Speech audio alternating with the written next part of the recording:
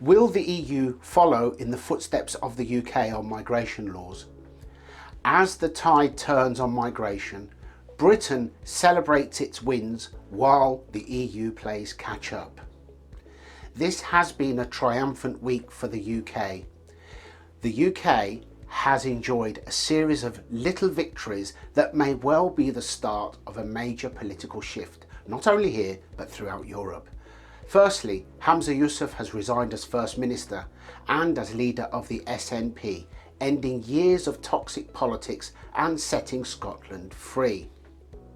The EU has announced its intention to introduce their own version of the Rwanda plan, which would involve deporting illegal immigrants to non-EU third countries for processing in an effort to head off the growing far right, and following protests from Ireland for the UK to take back illegal immigrants from Ireland was refused, all hailed as political triumph. As the Irish migrant crisis escalates, the situation in Ireland took centre stage, with High Court declaring Britain an unsafe country, preventing the return of illegal immigrants over fears they could be sent to Rwanda.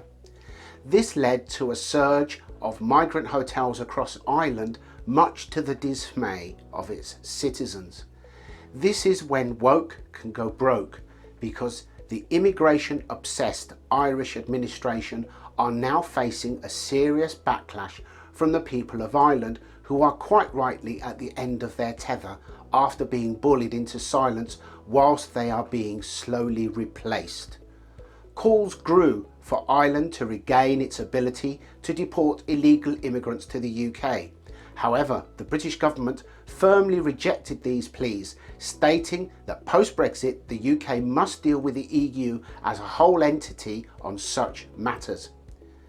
As the Irish backlash intensifies, the crisis deepens. Former Taoiseach Leo Varadkar faced public anger over his soft touch on illegal immigration, with reports of people shouting expletives at him on the street. Even UFC star Conor McGregor advocated a military fight back, referring to those in power as human worms.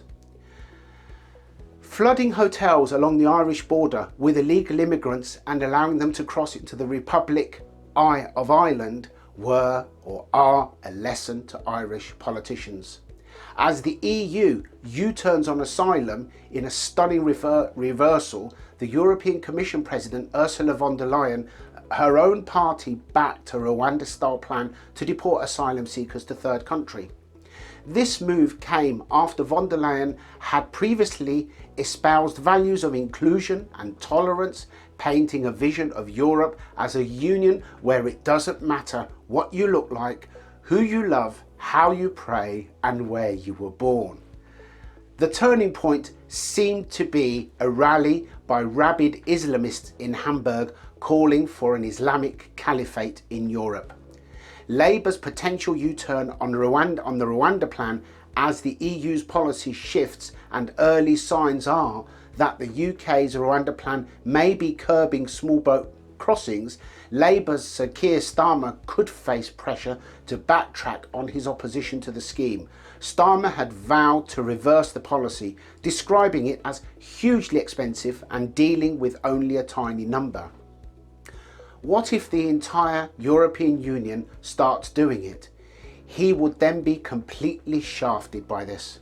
It remains to be seen how the migration landscape will further evolve, but this week's events marked a significant victory in their ongoing battle. It is all beginning to fall apart, isn't it?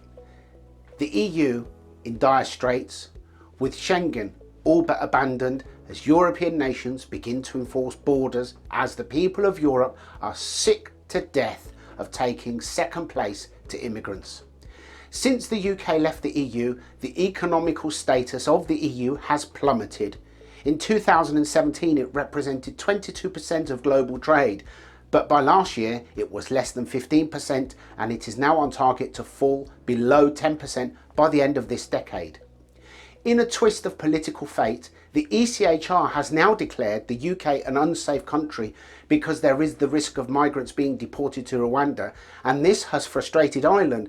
But in parallel, the EU is also at loggerheads with the ECHR over their plans to process illegal migrants in a third country. In the meantime, the loud and very vocal Remainers have begun to slowly withdraw, as their delusional vision of a utopian Europe is rapidly deteriorating into a Marxist mess.